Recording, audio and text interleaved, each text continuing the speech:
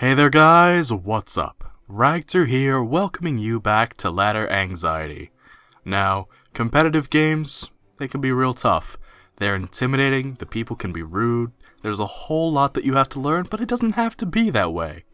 You can casually enjoy a competitive game, you can sit down and have a nice, pleasant time, and not stress out about it. And tonight, it's pretty late, I need a little help getting to sleep, so I'm gonna relax to some random battles on Pokémon Showdown.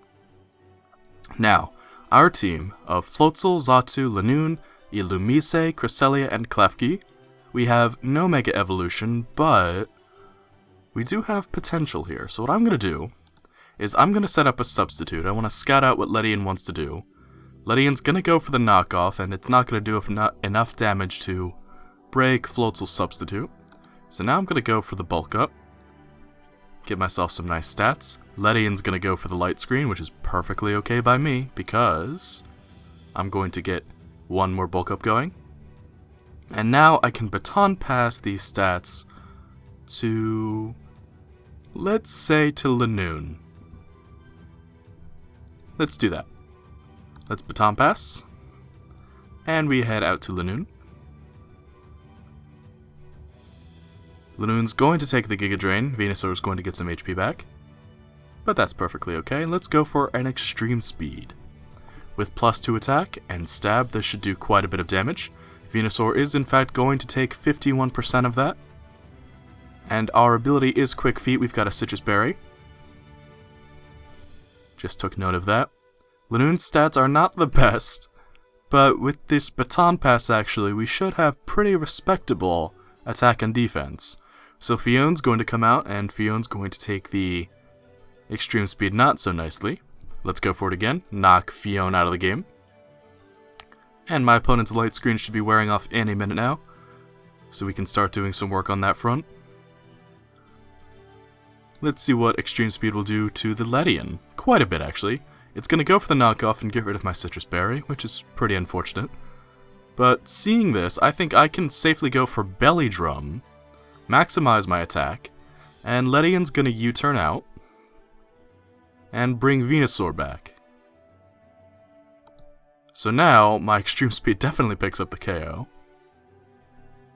Who would have thought that I'd be taking down a Venusaur with a Lanoon? Certainly not me. So Abomasnow's really going to cut into the longevity of my poor Lanoon here. But let's see what an extreme speed will do. About 80%, which is not bad. Lanoon will finally go down, but after all of the work it put in, I cannot be upset in the slightest bit. So now, I say we go into Klefki.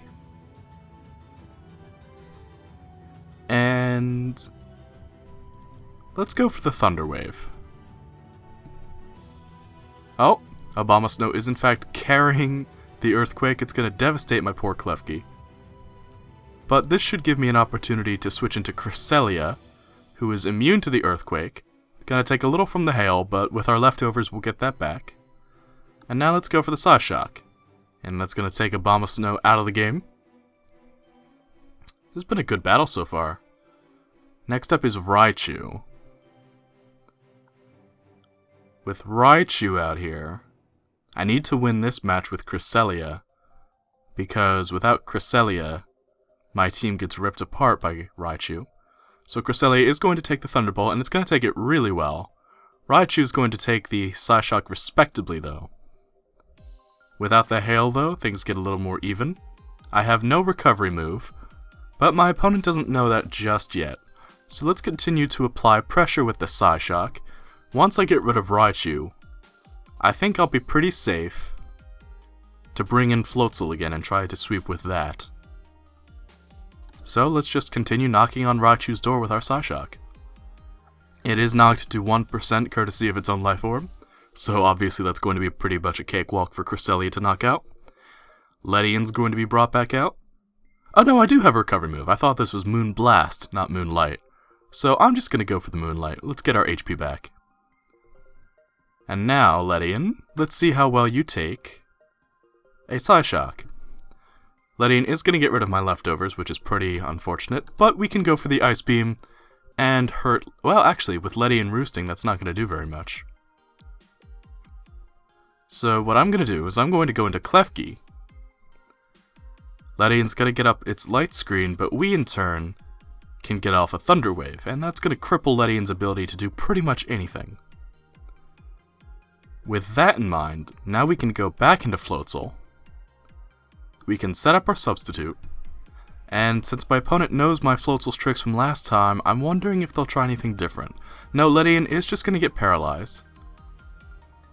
So let's go for the bulk up, just to ensure that we don't lose to whatever my opponent might want to switch in. And then, we should be good to go. Ledian is going to get paralyzed again. And let's see what a waterfall will do. Ah, my opponent's saying GG. GG. That was a fun match. My opponent did put up an excellent fight. That was very demanding on poor Lanoon, having to go through all those extreme speeds. But my opponent was very polite and excellent sport. So be sure, if you ever see Argeth on Pokemon Showdown, be sure to give them some love. Say, hey, how you doing? And let him know that Ragtter says hello. Okay. Well, now let's leave that battle, and let's go into one more. You know, sometimes I can't help but wonder if the sheer positivity of ladder anxiety is a little nauseating for some people. I can't help but wonder if I come off as annoying at some points, but hey, some things you just can't help. Now we get Furfrou for our first Pokemon, and I'm actually not entirely certain what Fur Coat does. I've never used a Furfrou before. My defense is doubled, so I'm pretty physically tough. Not really going to help me against Manectric though. So I'm going to make a call. I'm going to hard switch, out into Camerupt. Now this is pretty risky, because it wouldn't take a lot for Manectric to rip through me if it has a coverage move, or rather for my opponent to switch out to a water type, because thinking about it, Manectric's only really good moves are Electric, Heat Wave, and Hidden Power Ice typically. And I'm neutral to Hidden Power Ice, so this is actually not a Mega Camerupt though. That means my Mega is in fact Mewtwo X. So let's go for the Earth Power. I'm anticipating my opponent to switch, but there's not a whole lot I can do about that. The most that I can do is apply pressure, because I don't know what my opponent has. More likely than not, they're expecting this to be my Mega Evolution, so they'll probably bring in something pretty big and powerful to try and take it down. And sure enough, the Sharpedo's going to be brought out, and it's going to go down to... Well, it was 1% HP, but it's back up to 8 now. And since Furfrou is so tough, let's head out to Furfrou to take the physical attack inevitably coming our way. No, Sharpedo's actually just going to go for the Destiny Bond, and I'm going to go for the Thunder Wave. Sharpedo's going to go for the Protect. My Thunder Wave's going to go out, of course, it's going to fail. Sharpedo's boosting its stats, but I know this isn't a Mega Sharpedo, so I'm honestly not too afraid of it. Sharpedo's going to go for the Crunch, my Thunder Wave's going to go off, and at this point I kind of want to set up with my Cotton Guard. I've got a Chesto Berry so I can rest all the damage away to wake up. So I think I'm going to do just that. Let's Cotton Guard. Sharpedo's going to go for the Ice Beam. It's getting its speed boost, and my opponent's just going to forfeit. That's perfectly okay. You don't have to stick around at a game if you don't want to. So, let's look for one more to try and end the episode off, unless my opponent wants to forfeit right away as well. So I get Cherim, and my opponent's going to get an Audino. Very likely a Mega Audino, but when was that ever a concern, am I right? So let's go for Sunny Day. Let's take the clouds away, go for Sunny Day. Get Cherim all nice and happy. Unfortunately, Flower Gift is meant more for double battles, but we can still make use of a boosted Cherim. Audino, Mega Audino rather, has never really been considered much of a threat. Its Dazzling Gleam is going to come out, and that's not going to do jack to poor little Cherim here. Now, Weather Ball is going to do about the same. Audino's Hyper Voice is going to come out. Neither of us are carrying Recovery, so this isn't really the best. I'm going to go for the Giga Drain to try and equalize the damage a little bit. This is still against my favor. I could go into Scizor to finish this thing off. Let's get one more Giga Drain off, just to put it into very low HP. Autono's going to go for the Wish. I'm going to take the opportunity to hard switch into Scizor. I'm anticipating the Autono to go for the Protect. It's actually just going to go for the Hyper Voice. It was counting on taking that attack, which, honestly, it would have.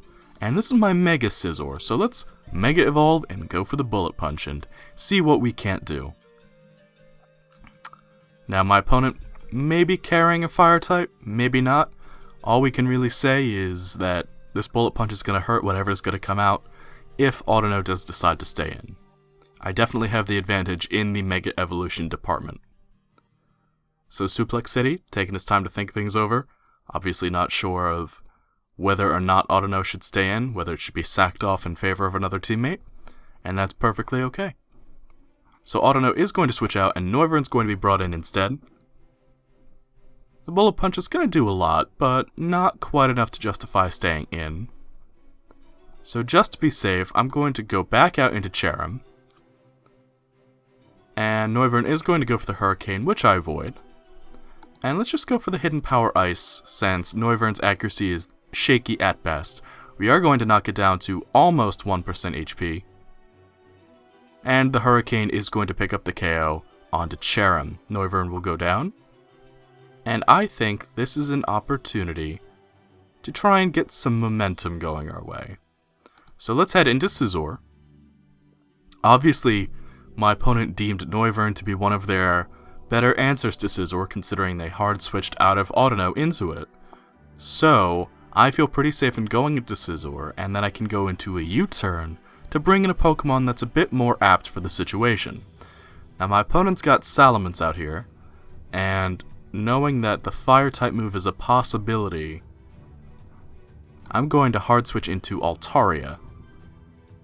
It's actually going to go for the Earthquake, and now anticipating the Dragon-type move, I'll switch out of Altaria and into Togekiss. And sure enough, the Draco Meteor is going to come out. Now, I don't really have anything to hurt the Salamence with, but I don't think it has anything to hurt me either. So I'm going to go for the Nasty Plot, predicting my opponent to make a switch. And we'll have to see what Salamence has up its sleeve to try and deal with the Togekiss. It's actually just going to switch into Venomoth, and this plays perfectly into what I want because I've got the Air Slash. With a Nasty Plot boost, I should be able to pick up the KO onto Venomoth, but Venomoth is not going down unsung. It is going to get the poison off onto Togekiss after crippling my HP with an Air Slash. Now this is pretty bad for me because I was counting on Togekiss to handle that Salamence. And Mesprit out here is pretty bulky, so I'm going to need to think on my feet to get rid of it. I think I go into Altaria, and Mesprit's going for the Stealth Rocks, trying to get itself set up. If I go for the Dragon Dance though, this will help ensure me against Salamence. Oh, but Mesprit is carrying the Ice Beam, so that's going to almost knock my poor Altaria out. And I'm actually not carrying a physical Dragon-type move, so let's see what the Draco Meteor is going to do. It's not going to do a whole lot, unfortunately, so the Ice Beam is going to pick up the KO onto Altaria. Let's see if Scizor can avenge its fallen teammates. I don't know whether or not to predict the switch. I'm going to go for the Pursuit. Mesprit is going to stay in, and it's actually going to get the freeze onto my Scizor, which is unfortunate, but hacks are part of the game, you just gotta accept them. Mesprit's going for the Psychic, Scizor's going to stay frozen. I definitely don't have a Cleric on this team, so Scizor is unfortunately going to have to stay frozen. Hopefully I can get the knockoff going and take Mesprit out. If I can't, then I think this match might be over. My special defense is going to fall.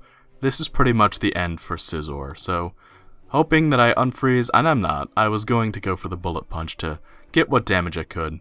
That freeze was really unfortunate, but it can't be helped. But I think now I can go into Mew. Now Mew should be able to get a nasty plot going. It should be able to take an attack from the Mesprit. I might even be able to get off a couple nasty plots. And with nasty plotted Mew, I should be able to pick up the KO onto my opponent's remaining Pokemon. I don't think Mesprit, if it's carrying Psychic, Ice Beam, and Stealth Rocks, its last move I would expect to be a status move, perhaps Thunder Wave, maybe a Toxic. But Mew has the Synchronize, so if it goes for the status type move, it's actually got the U-turn, and that's going to put a big dent into my Mew, which is pretty unfortunate, all things considered. A lot of things going pretty unfortunately this game, but hey, it's part of the game we play. You just gotta take it as it goes. So my opponent going to switch into Salamence here. I basically have to bank on being able to take a Draco Meteor from the Salamence and hope that I can fire back.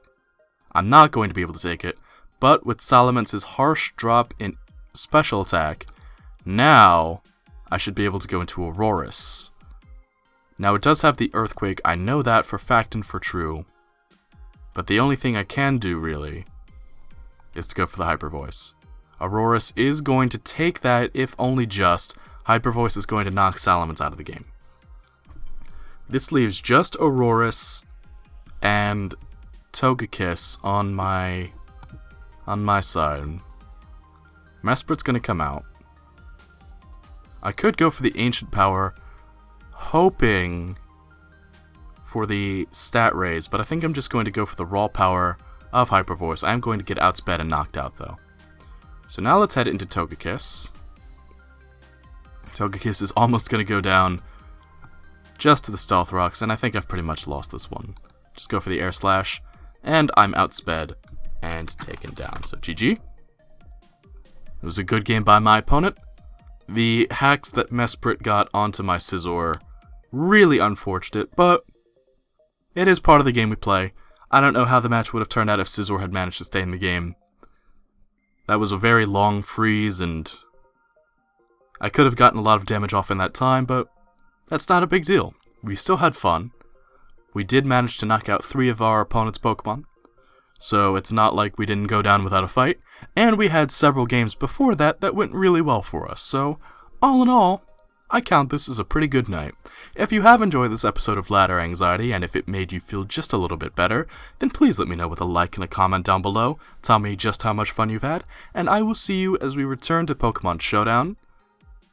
And one thing I have to request is I am recording this on the new OBS multi-platform. So if there's anything weird about the episode, or if it looks better in any way, then let me know. I'd be very interested to hear the feedback about how this new recording software works.